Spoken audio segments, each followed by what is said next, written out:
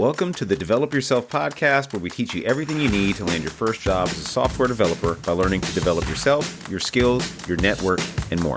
I'm Brian, your host. You know, I've talked a whole lot about coding on this show, whether it's learning JavaScript, React, getting your first job. I'm not sick of talking about coding at all.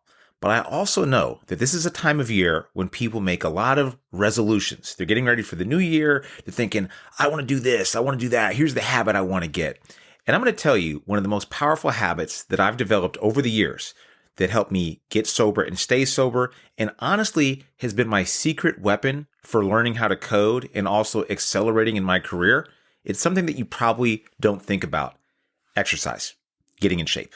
So I want to spend some time telling you all the pitfalls I made while trying to get in shape after 30, losing tons of weight, getting a six-pack finally, posing shirtless on my Instagram trainers page, and how that's helped me out a lot, not only to, feel more confident, but how it's spilled over into other aspects of my life and how I see it as potentially your secret weapon for learning how to code.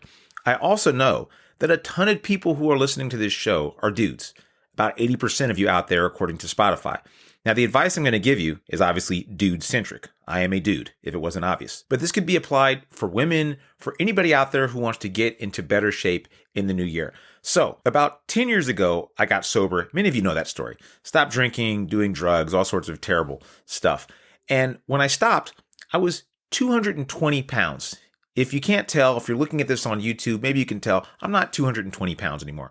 I'm around 185. And I'm going to cut down in the next year to, somewhere around the 175 mark. That's a real sweet spot for me. Now, I was exercising for quite a while after I got sober, but I wasn't seeing the results, which was really frustrating. I'll never forget this. I entered into a race where I actually won the race. It was one of those like mud races, Spartan race. It was 10 miles. We had obstacles and all this kind of stuff. And I get to the finish line and I win the race and I'm feeling pretty good. And then I look over and there's this dude that's way behind me. He comes in like 10th place, shirt off, ripped, right? And I'm thinking, damn, that dude looks way better shape than I am, but he couldn't even keep up with me in the race. I beat him by quite a lot. There were a few dudes like this. And I thought, what the hell are they doing that I'm not doing? So maybe you're doing a few of the mistakes that I'm going to share with you here that will help you to get into better shape in the new year, but also to maybe get that body type that you really want, where you can look pretty good shirtless, where you have visible abs and things like that. I used to believe that I just wasn't physically capable of having abs or a six-pack or anything like that. And if you're watching the show, I'll put a before and after picture of myself on here so you can see the before and after. Now, what made me think about this was the fact that the personal trainer I got about 5 years ago has recently been making headlines all across YouTube. His name is Wes Watson. He's blown up for all the wrong reasons on YouTube. In fact, if you Google his name, go check him out. He helped me out tremendously to learn a few core things that have helped me lose weight, keep it off, and get into better shape than I ever had been in my whole life. But he's been getting eaten up on the internet for being kind of a jerk. He's one of those dudes, fully tatted, shirt off, went to prison, super loud into the whole alpha male red pill space. And he's been just getting totally destroyed online. Whether you like him or hate him or don't care, I can say this. The stuff he taught me made a huge difference. It taught me what I was doing wrong and why I was exercising but not getting the results I really wanted. So whether you want to look good shirtless or spite your ex or just pick up another habit that will be more conducive to learning how to code, because I do know that spillover habits are a thing, meaning that if you pick up one good habit, it's more likely to spill over into other aspects of your life. And if you look at a lot of coders out there that come from non-traditional backgrounds that are career changers, they also will have like an exercise routine. I notice this is a really funny and interesting phenomenon that I've seen. So without further ado, here's the 3-step process I'd be using if I was you to get into the best shape of your life in the new year. Hey, I hope you're enjoying this episode. And the reason why a lot of people listen to this show is because they want to become a software engineer. So maybe you went to a boot camp, or maybe you're just learning to code. And maybe you want to make this the year that you actually become a software engineer. If that's you and you have the time and the dedication and you're not looking for some get-rich-quick scheme, you should join Zubin and I for a very customized program where we take you from zero through hired with an intensely personalized custom roadmap that we will help you see through step by step to get interviews, pass interviews, and learn the skills that'll make you a professional grade coder. If you're serious and want to start working with us one-on-one, then schedule a call by using the show notes below or apply online at parsity.io/inner-circle. Now back to the episode. Number one, obviously it all starts with diet. You've heard that saying, six-pack abs are made in the kitchen, not the gym. And this is 100% true. Back to that story of me running, I was wondering how I could complete a 10-mile race and do all these obstacles and get into first place in my age category and still not look like the dudes that I was running against. I was in better shape than them as far as running and doing the obstacles, but they looked like the look I wanted. So first thing, when I got with Wes Watson, first thing he told me to start doing was tracking my calories. I was eating way too much. And I was kind of like guessing throughout the day. I'd eat a little bit of this, a little bit of that, a little snack here, a little snack there. And I was probably eating somewhere over the 2,000 calorie mark. Everybody's going to be different, so there's no magical number I can tell you. If you want a baseline for what it will take to lower your calories, one, go to MyFitnessPal and download that app. That is seriously the only app you really need for tracking calories. And I want you to track everything because we're going to get into some calorie math in a minute here for how to know when you should decrease or increase your calorie intake for the day. Now, here's the nice thing about a diet that I'm going to propose to you. You don't need to care about what you eat, honestly. I mean, you do for health reasons and heart reasons and stuff like that, but you don't actually have to care what you eat if your only goal is losing weight. You could eat Twinkies, Ho-Hos, McDonald's if all you want to do is lose weight. I don't care what other study you've read or what other thing you read online or all these foolish people trying to sell you these dumb supplements or weird diet routines. None of that matters.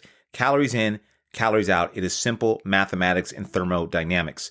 If you are in a calorie surplus, you will gain weight. If you are in a calorie deficit, you will lose weight.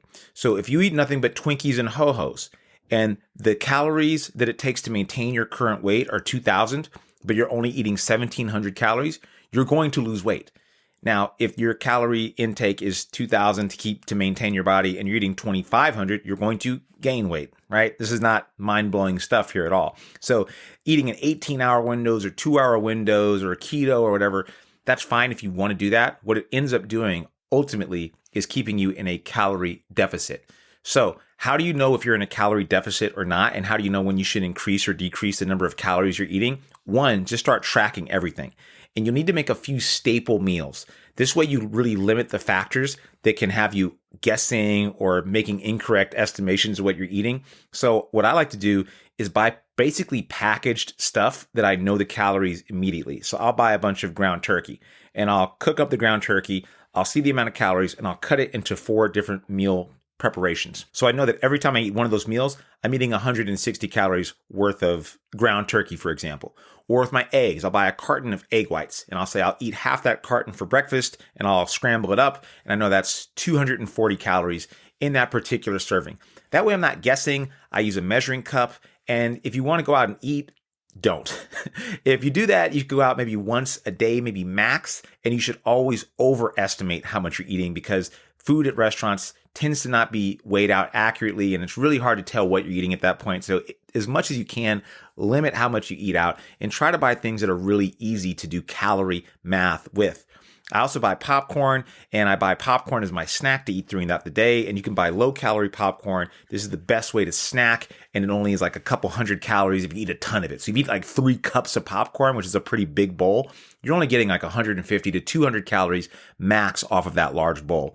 And then for sweets, because I love sweets, I love eating all sorts of junk and candy and Peeps and things like that. I love that stuff, and I cannot let that go. So I buy a bag of Peeps from the store. That's 280 calories for 2 boxes of Peeps, right? And yeah, I'm gonna snarf that box of Peeps. You can't stop me. But now I know exactly how much I'm eating. So the more that you can buy things where it's really easy to understand the calories and the portions, the better and more accurate estimation of the calories you're eating you're going to have. So start off with this. Multiply your body weight times 10. And that's a good baseline for the amount of calories you should be eating per day. And really track this for like a solid 2 weeks. And over that 2 weeks, I want you to weigh yourself every single day. Now, usually you'll see fluctuations throughout the day. It's not abnormal to go up 5 pounds or decrease 5 pounds, even in a day, if you're an average sized dude. That's normal. It comes from eating too much salt or fat, or maybe you binge one night by accident or not by accident, and you eat too much junk and then you gain a bunch of water weight. Boo-hoo, so sad. That's why you track every single day So you're always tracking in the morning. That's when you're going to be at your lowest weight. So it keeps you mentally motivated to do so. And then you have a good baseline. If you're weighing yourself at night and then in the morning and you're looking at those and trying to compare them, it's just not going to be accurate. So you need 2 weeks to see, okay, after all the fluctuations, about how much are you at now versus back when you started? If you're losing around a half pound per week, you're at a really, really good place. If you're losing around a quarter pound per week, still at a good place. When you plateau for more than 2 weeks, so after 2 weeks, you've been tracking pretty well and you reach a plateau where you're not losing any weight, then you should decrease the amount of calories by 100 to 200. Here's where calorie math comes in. This is step number 2. Know your mathematical numbers, son. There are 3,500 calories in a pound. So if you reverse engineer this, again, because I'm a software engineer, this is the first thing I think, reverse engineer this. How can I get rid of 3,500 calories a week or maybe over 2 weeks? Well, if you wanted to be really aggressive, super aggressive, don't go more aggressive than this. Trust me, I did this before. It'll wreck your metabolism. It'll really be frustrating when this happens, when you eat less, but you can't lose weight. So don't do what I did. I made a big mistake by eating way too little. I got down to 1,200 calories at one point. That is not sustainable for like most normal men. It was really, really not fun. I wouldn't suggest it. There's just no benefit to doing that. So lose weight slowly, because at some point when you plateau, because your body will eventually say, hey, you know what? Kind of used to not eating this much anymore. I'm done losing weight. So you got to keep the numbers high enough that you can decrease them a little bit without going too crazy. So back to that 3,500 number, right? So if you want to lose 3,500 calories, meaning being in a deficit. So whatever your baseline is, you've identified the baseline. Maybe you start at 1,800 calories a day. And if you're losing weight rapidly, increase it by 100. If you're not losing any weight at all, decrease it by 100. And at some point when you plateau, you say, okay, what do I want to do? So 500 calories per day, 7 days a week in a deficit. So if you're at 1,800, that would be 1,300 calories a day. If you're at 1,600, that would be 1,100 calories a day. That's a lot of calories that you're not eating. That's a really hard number to hit. So maybe you just decrease it by 250. Instead of 500 calorie deficit per day, maybe it's 250 per day. This is, again, if you're on an aggressive weight loss cut.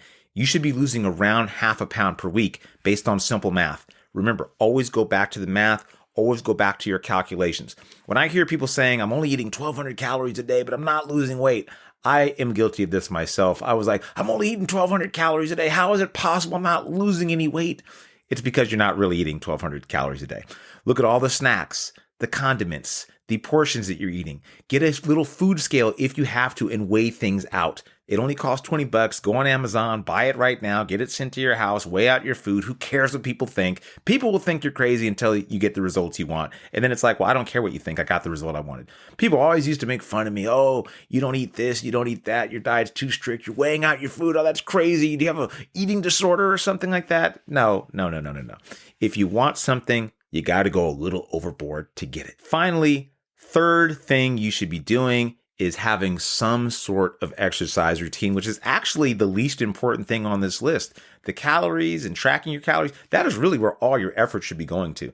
Really, the weight training thing is just icing on the cake. Because if you want to get a muscular body, or at least more muscular than you are now, one is that you're bound by your genetics. You can't cheat genetics. It took me forever to get a six-pack. My son, who can eat a bunch of junk, basically has one at 18. And I'm like, how do you do that? I never had one growing up. I didn't have one until I was 37 years old. That was the first time I saw my abs. So just understand, you are genetically bound by the limits of your ancestors, right? So maybe you're going to get all buff after doing a few weights. Maybe you're just never going to get that buff. I've been working out for a long time. I've never looked that muscular. I've gotten really lean, but I've never had like veins popping out, no matter how lean I got. Just my genetics, you know what I mean? So some people will be more vascular. Some people will have an easier time getting a six-pack. We're all starting at different places. So don't try to judge yourself based on what you see on YouTube or anything like that. That's a silly comparison to make, but take pictures of yourself all the time.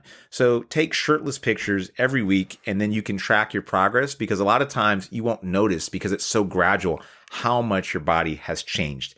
When I started taking pictures every Friday morning, I'd do a shirtless pic for myself, wouldn't share it to the world, or hey, if that's your thing, go ahead and do it. I'm all for it. I think you should do whatever the hell you want to do and not worry so much about what other people think. That's not a very fun way to live life, is it? But at least do it for yourself, for the scientific purpose. and the mental and emotional attachment you're going to get to the progress that you are making. You have to record your progress, or else you won't even realize sometimes that you're even making progress. So your gym routine should be pretty simple. I do a split like this. I do legs on one day. This consists of doing leg presses, squat, leg extensions, and hamstring curls. Now, I used to mess up a ton by only doing like 10 reps, right? I would hit it 10 times, take a small break, hit it another 10 times, take a small break, another 10 times, and I'd wonder why my muscles weren't growing. This is the most important thing I've learned after years of going to the gym, is that you need to go to near failure on your reps. If you can do 12 reps, you probably need to decrease the weight. If you can do only 5, you probably need to increase the weight. But whatever you're doing, make sure you're going to the point where your body's saying, I really can't do another one, and then try to do another one. This is the quickest way to promote muscle growth. You're not going to get muscle growth just going through the motions, right? And if you're a newbie in the gym, you're going to get a lot of gains just by doing this. I could have saved years of time to get a lot of the gains that I've gotten just this last year as far as putting on muscle mass by just going harder and actually going until failure. Going until failure doesn't mean like, oh my God, my arm's going to break off or my shoulder's killing me. It means going until your muscle is feeling that contraction to the point you're like, it's really straining to get out that last one, and then stop and maybe get one more out. Take a break, let your heart get back to a good resting place, which for me is about like 80 beats per minute, which is around where I feel pretty comfortable. And then I go back to doing it again. I don't usually use the clock too much anymore, but I will typically rest about a minute to a minute and a half between sets. So that's my leg day. I go through those few exercises and I do them till failure. It takes me around 30 to 45 minutes. I don't spend hours in the gym. I'm a pretty busy dude doing podcasts, running a business, also being a full-time software engineer and a father. So yeah, I'm not trying to spend 2 hours per day in the gym. I also go to the gym 5 to 6 days a week. You don't have to though, because I'm going to tell you the only 2 other exercise days that you really need to do. So we've gone through legs. The other day I do is chest and triceps. I'll usually do flies, meaning I'll go on one of those machines where you bring the weight inside, kind of like you are clapping your hands with weights. Those are called flies, chest flies. Those have been really good for me. I'm a little bit older. I don't want to hurt my shoulders, and I don't like to do flat bench presses, even though most dudes love doing bench presses. Hey, whatever floats your boat. Do bench press, do flies, and when you do them, for the love of God, do them with a upper chest bias, meaning the bar or the curls, meaning the weights should be about upper chest level, because upper chest is one of the hardest areas to work out for dudes. We cannot grow our upper chest. So if you're doing bench press, only do incline. Just do incline, never do flat on your back, because your lower chest is probably going to grow on its own. What you really need to work on is your upper chest. So always do incline bench press. I also do dips. I tend to do weighted dips by tying weight onto me when you're starting off. Just do dips. Again, go till failure. For triceps, I like doing the rope pull downs. So I'll do rope pull downs, and I'll always do about 3 to 5 sets of these things. And I'll do every single set till failure. Again, using that same weight strategy where if I can do more than 12, probably going too low on the weight. If I can do less than like 5 or 6, probably going too high on the weight, and I'll adjust it from there. My goal is to always be increasing steadily, whether it's 5 pounds or 2 pounds, or always increasing a little bit on that weight. I'll do around 2 sets of things for my triceps. That might be pull downs, might be overhead tricep extension, whatever feels good to you. Pick an exercise, learn how to do it. Don't worry so much about form. Worry about feeling that squeeze in your muscles and really feeling that contraction and doing it until you're getting really sore and you just can't do it anymore. I'll also do a little bit of shoulders. And with shoulders, I tend to use a pretty light weight. And I will do lateral raises where I just raise the weight on my sides up. And I will try to do as many of those as I can. Don't go too heavy on these. If you're an older dude especially, you don't want to hurt your shoulder because that could end up taking you out of the game for months.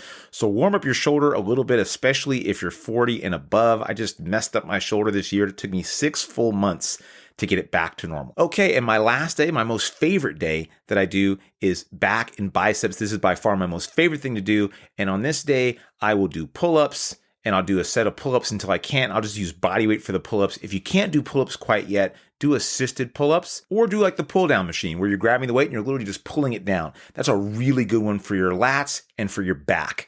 And if you have a nice back, by the way, that'll give you more of that V shape that you're probably looking for. So if you're getting big lats, these muscles that are on the side of your body, it has the appearance of making you look a little thinner. So if you're going for that aesthetic look and you want to look more of a V shape, that's a really good way to promote that kind of shape as a dude or as a woman, right? And I'll also do seated rows where I'll have my back pretty upright and I'll do seated rows, do again the same idea, 3 to 5 sets. For back, I usually do like 3 sets with a pretty heavy amount of weight because your back is pretty strong usually. For biceps, that's been the hardest muscle for me to grow. And one of the only ways I've learned how to grow my biceps in particular is by doing an incline curl where I'll lay down on a bench at a slight incline. I'll let my arms drop to the side and I will lift the weight at the side, being fully in that like laying down position almost. I'll be on an incline bench. I'll let it go back about 45 degrees.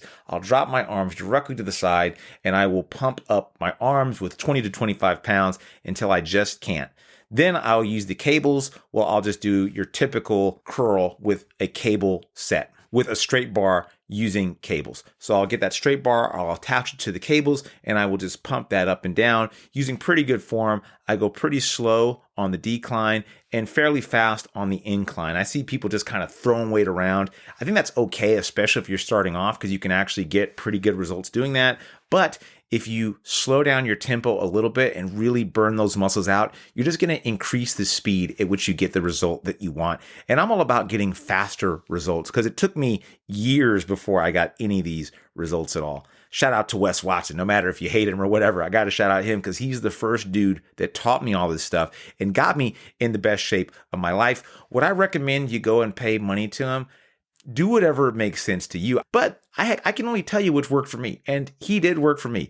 If you want that kind of information, if you find that valuable, paying a trainer, I don't see what's wrong with that. I paid a trainer because I was sick of going through the motions after years of working out and not getting the result I wanted. So yes, I paid a trainer. Same way I suggest people that are trying to learn how to code on their own, go pay a trainer, go to a school like Parsity, find a mentor, do something that helps you get the result faster, or just keep doing whatever you're doing and maybe never get the result. That's also an option. I mean, I was in decent health and shape, but I was not looking the way I wanted to look until I got a trainer that took away a few variables and told me a few key things, which got me. I paid thousands of dollars for that information, and I don't regret it one bit. Now, here's my last piece of advice specifically for you men out there. Here's the best tip I can probably give you, especially if you're a little bit of a hairier dude out there. No one really ever talks about this, and this is a little awkward. And maybe you think this is a little feminine, but I don't care. If you're a dude and you want to look more developed, let's say, if you want to show off more of your muscles, you want to look a little thinner, the best way to lose 5 pounds quickly is to simply shave all the hair off your body. Why do you think bodybuilders do that? You can call it feminine or weird or whatever, or think people are going to judge you. Look at any bodybuilder. They have to shave all their hair off because it makes them look more muscular. It allows you to see a lot more definition. So it makes you look skinny immediately. It shows off the definition that you may not have ever seen, especially if you're a really hairy dude. And lastly, get a tan. Why else do you think bodybuilders get tans? If you're darker, you tend to have more definition. So shaving and getting a tan for a lot of people can be the difference between looking all right to being like, whoa, that dude looks really in shape. Now, the thing is, only you would know that because only you are looking at yourself in the mirror and judging yourself. But if you're going to the beach or something like that, or you just want to find out how you'd look if you took away the hair, do it. I'm telling you. That is a huge difference right there alone. And most people don't ever talk about that. Just shave the hair off. Who cares? Who's going to judge you? If you want to look like it, look how you want to look. Now, don't worry. I'm not going to turn this into a fitness podcast. I know a lot of you out there don't care or you don't want to know. Maybe you're already in incredible shape. But I do notice that people that tend to pursue other habits, they bleed over into their main habits. So my main habit when I wanted to quit using drugs and alcohol, that was just like getting sober, and learning to code was like the big habit that I picked up. And then on the side of that, I picked up a couple other habits. One was writing. The other one was exercising. And they just bled over into each other. Like I noticed that the discipline and the long-term vision that I had to have to do exercise and kind of keep going to the gym, even when I didn't see immediate results, it directly affected the same way that I looked at coding. I'm like, okay, I'm going to write code and I'm going to suck at it for a while. Eventually, I guarantee I'll get better because there's only one way to increase my skill. is by doing it and going through the motions every single day.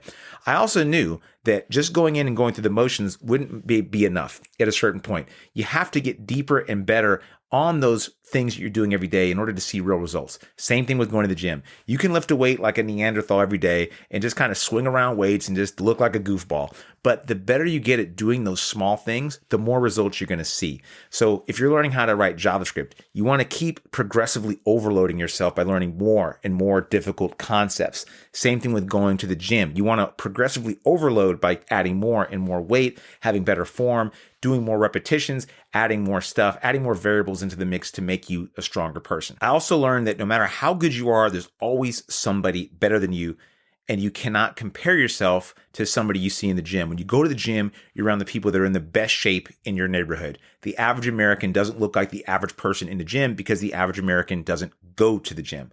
So when you're learning how to code and you're online, you're seeing all this great code and you're seeing people that seem to know more than you, that's because you're seeing the top of the top people that have chosen to write online about their experience. So if you're comparing yourself to them, that's like going to the gym and comparing yourself to the fitness influencer that you see on Instagram.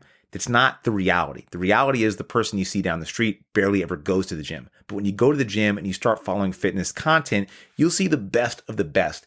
It's silly to compare yourself to those people. And lastly, there's one thing the gym showed me for sure. There's no age limits.